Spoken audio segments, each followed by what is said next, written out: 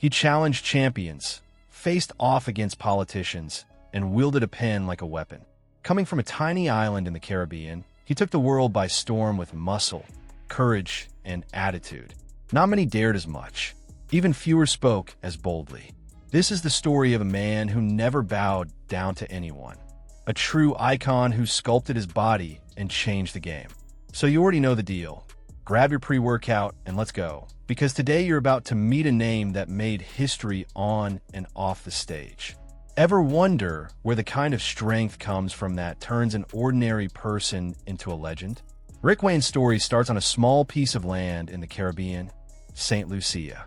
Born Leary Carrasco on January 27, 1938, he grew up far from the spotlight. But even as a kid, he showed a restless drive to break barriers. At a time when people rarely had the chance to leave their home countries, Rick decided to risk it all for a better future.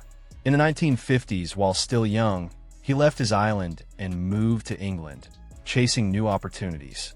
The move wasn't easy, especially for someone coming from such a different world. But it was there, on British soil, that he began laying the foundation for his name. Like many immigrants back then, Rick had to start from scratch, learning a new culture, adjusting to a different life, and grinding hard every day. Shortly after arriving in the UK, Rick joined the British Army and served for 2 years in the Royal Signals Division. The military life shaped his character, toughened his mind, and gave him a sense of discipline he'd carry for life. But this Caribbean kid didn't live by muscle and orders alone. After leaving the army, he discovered another talent: music. Hanging out in London pubs, he started singing on small stages until he got noticed by a producer named Joe Meek. That was the spark that lit a whole new chapter, the artist phase. Rick didn't just want to exist, he wanted to be heard. To break in entertainment with more impact, he picked a stage name. Inspired by the rebellious spirit of Ricky Nelson and the grit of John Wayne, the name Rick Wayne was born. Strong, bold, and ready to make a statement. Ever think about how much power a name can hold? Sometimes it's the first step toward a total transformation. Once he embraced the name Rick Wayne, our guy dove headfirst into the music scene. Fired up by legendary rock acts and the vibrant energy of 1960s London, he didn't want to just be another face. He wanted to be remembered. That's when the chance came to record his first single, Hot Chickaroo, with the band of fabulous Flea Rackers. With upbeat rhythms and the electric vibe of the era's rock scene, Rick went all in on that track. Hopes were high. He'd already won over crowds in London's pub scene. Now it was time to conquer the radio.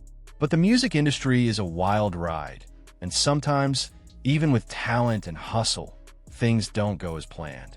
Unfortunately, Hot Chickaroo never made it onto the charts. It didn't hit the big leagues, and what was supposed to be the launch of a music career turned into a short-lived chapter. But Rick didn't let that stop him. Even with the commercial flop, he kept reinventing himself.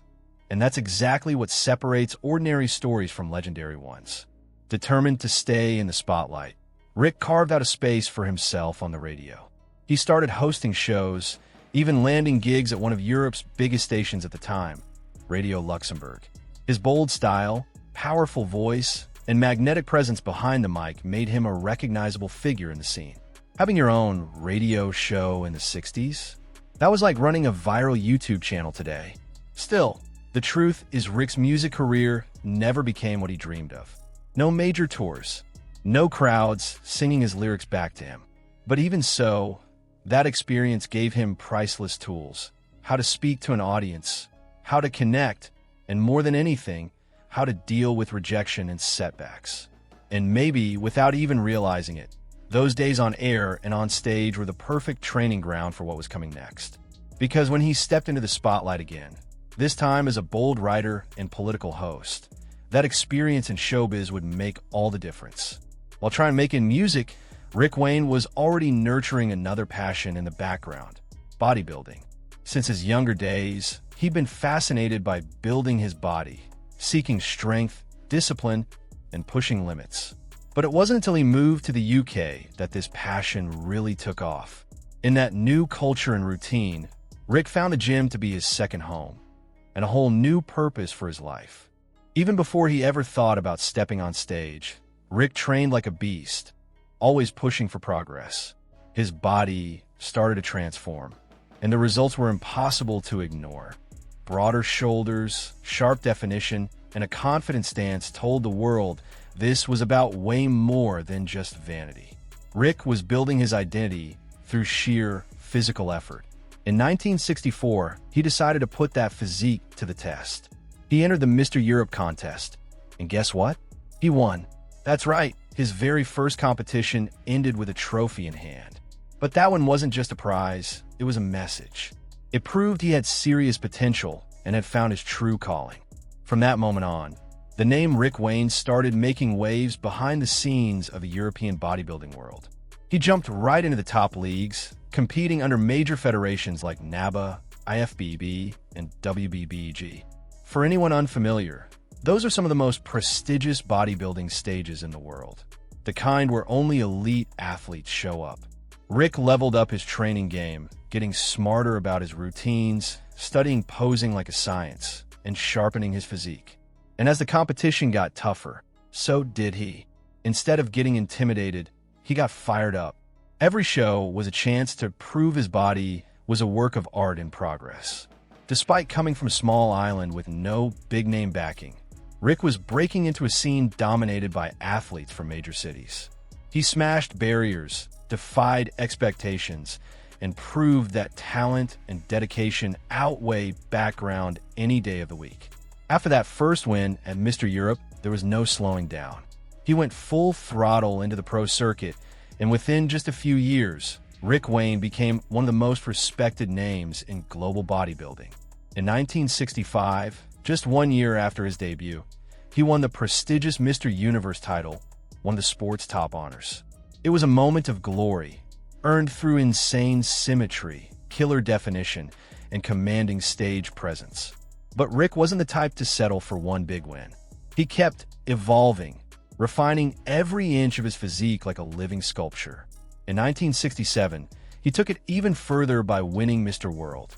This time as the overall champion, a title only a few ever earned. That victory didn't just cement his spot among the greats.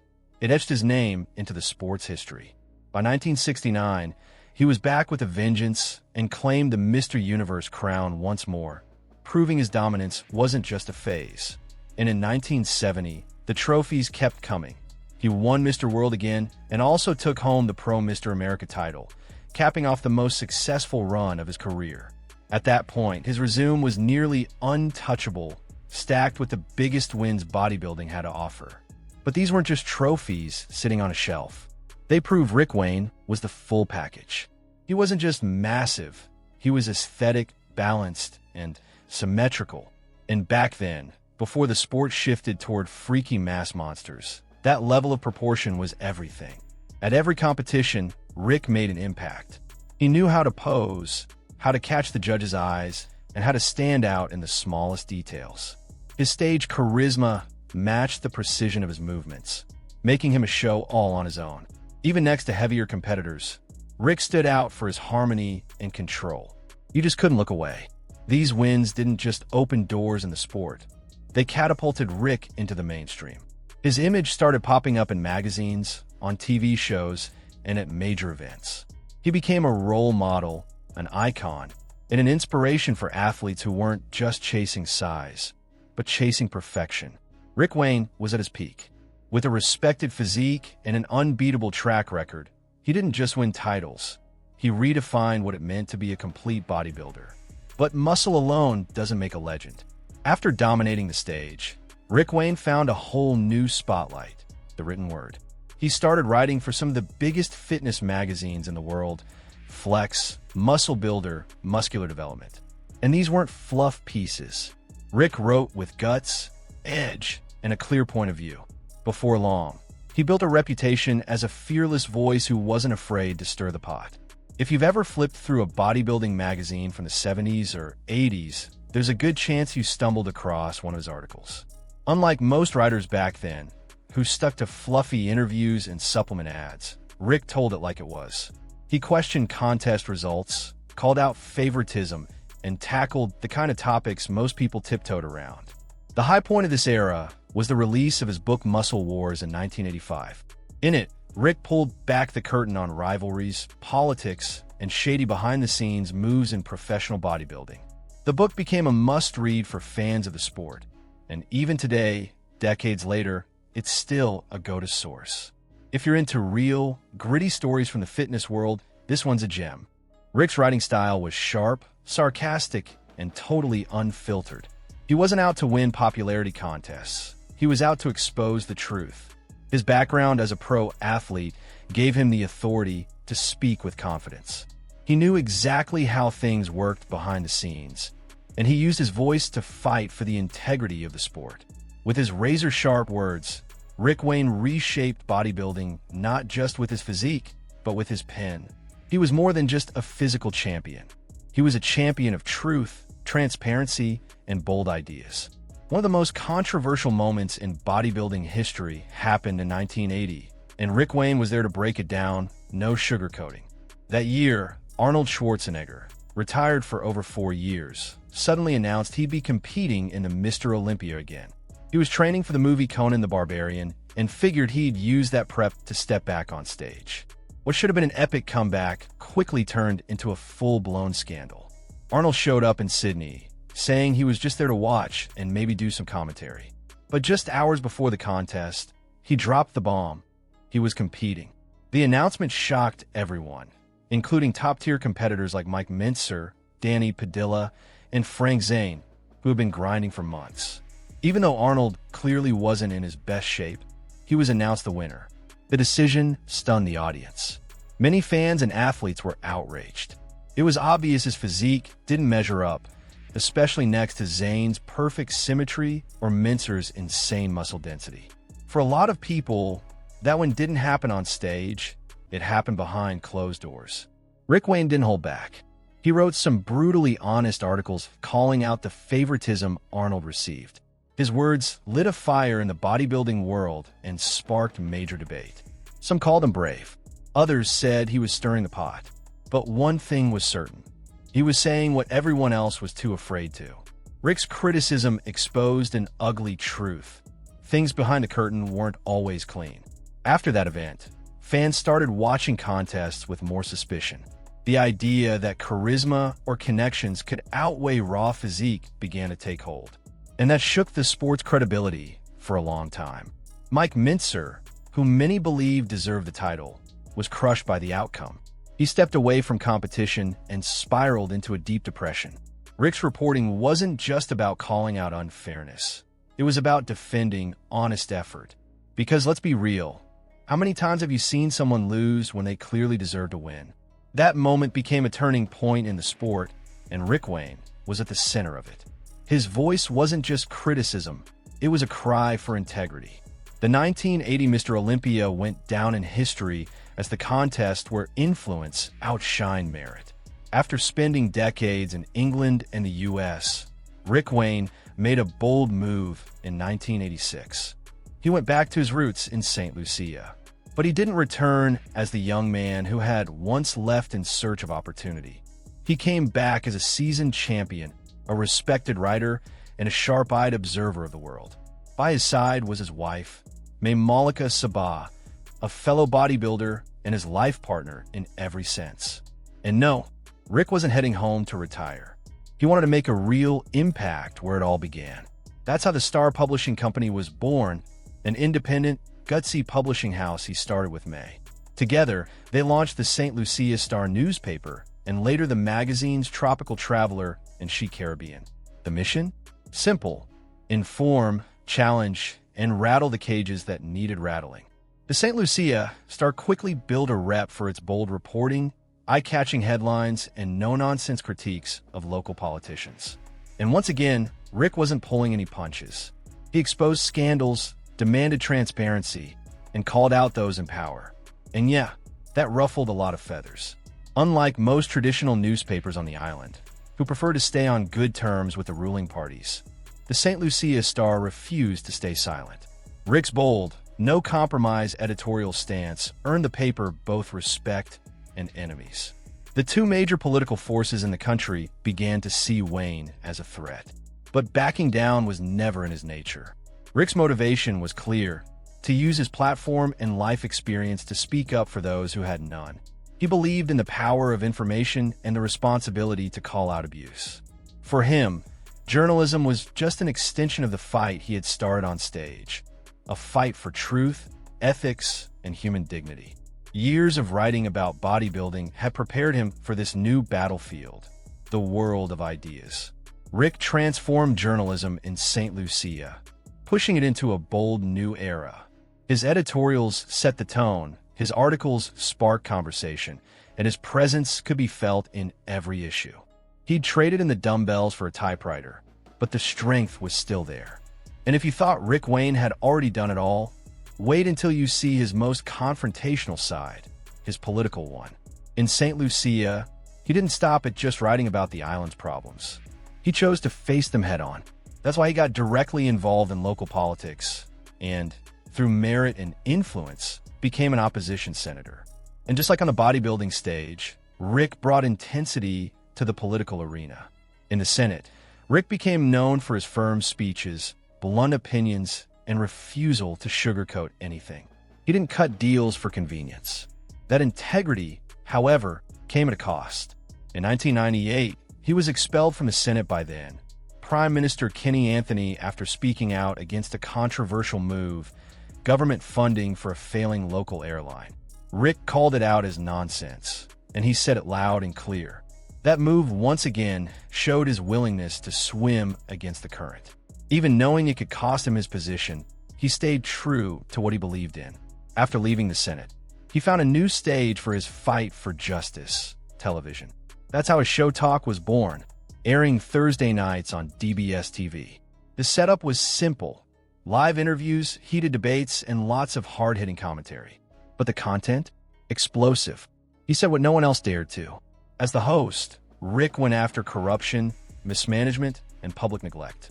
His questions cut deep, his tone was direct, and his anger was always real.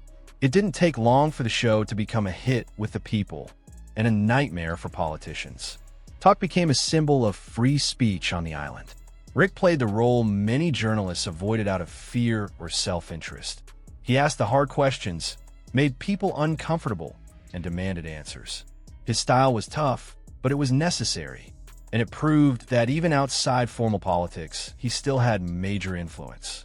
Through it all, Rick Wayne proved that the fight for justice and truth can take many forms: on stage, with a pen, or behind a mic. But Rick Wayne wasn't just known for muscles or bold critiques. He also built a solid legacy in literature.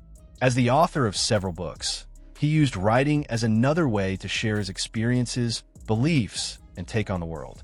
In the world of bodybuilding, he wrote true classics like 3 More Reps, The Body Men, and the iconic Muscle Wars. These are still essential reads for anyone wanting to understand the sport from the inside out.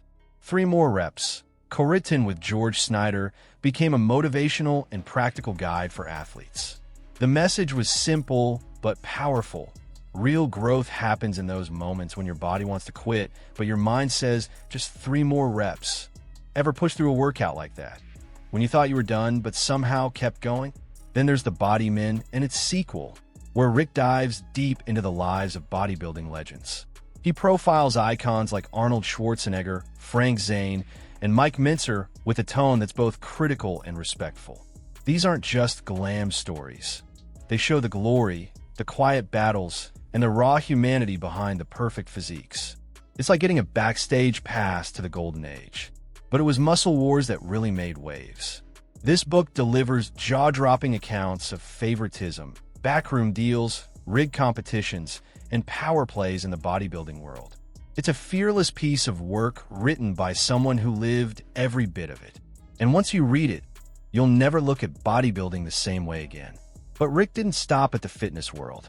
He also dove headfirst into Caribbean politics with books like Lapses and Infelicities, where he took a hard look at corruption, government failures, and the flaws in local leadership. With sharp language and zero sugarcoating, he challenged the status quo, always aiming to spark reflection and real change. For him, it wasn't just about exposing things. It was about transforming them. Over the years, his books became tools of both resistance and inspiration. They shaped more critical readers, more conscious athletes, and more alert citizens. Rick didn't write just to inform. He wrote to leave a mark, to shake people up, to wake minds. And that's what makes his work so much more than ink on paper. Have you ever read a book that changed the way you see the world? That was Rick Wayne's whole goal. His pages weren't just stories. They were invitations to think deeper. After decades of making waves in sports, media, and politics, Rick Wayne received one of the highest honors a Commonwealth citizen can earn. In 2007, he was named an OB, Officer of the British Empire, an award that recognizes outstanding contributions to society.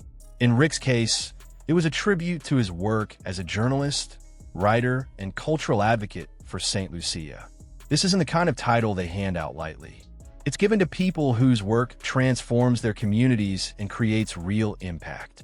Rick, who once left his tiny Caribbean island as a restless kid chasing opportunity, was now officially recognized as a figure of national and international importance. Can you imagine the pride of returning to your homeland with a title like that? But what's really powerful is that Rick didn't change who he was because of it. He stayed critical, bold, and brutally honest. The OB didn't soften his voice. It just proved that sometimes the most uncomfortable voices are the ones that matter most. And maybe that's the whole point. Rick never chased applause. He chased consistency. And that's exactly what earned him that honor. The recognition also celebrated the massive cultural impact Rick had in St. Lucia. Through the St. Lucia Star, his talk show, and his dozens of books, he started conversations, shaped opinions, and empowered independent journalism in the country. He helped mold the sharp, questioning identity of a small nation with a big voice. In bodybuilding, his influence had been cemented for decades. But the OB made it clear. Rick Wayne's legacy reached far beyond the stage. He had become a symbol of freedom, courage, and integrity. Someone who called out the powerful and gave hope to the unheard. Someone who proved that a strong body can absolutely walk hand in hand with a powerful mind. Rick Wayne wasn't just a trophy-winning athlete. He was a barrier breaker. At a time when bodybuilding was dominated by white athletes, he stood out not just for his incredible physique, but for his unshakable presence and authenticity. His time on stage wasn't just about aesthetics. It was about representation, courage, and standing tall. For many young black athletes, Rick was living proof that they belonged in that spotlight too. Throughout his life, Rick always stood up for what he believed in. One of his strongest convictions was about natural bodybuilding, training without substances that endangered health or fairness. He had no fear in calling out the dark side of competitions and demanding ethics, even if that meant losing favor or support. In a world full of shortcuts and image obsession, he chose the hard road, truth. And even with all the fame, Rick never stopped. He's still active in St. Lucia, writing, speaking, and influencing new generations. Through his books, his columns in the St. Lucia Star, and his razor-sharp interviews, he remains a bold, necessary voice. He didn't retire. He just found a new stage. Rick Wayne's impact is still felt today in bodybuilding, journalism, politics, and culture. He proved that being a real champion isn't just about titles. It's about attitude, purpose, and the legacy you leave behind.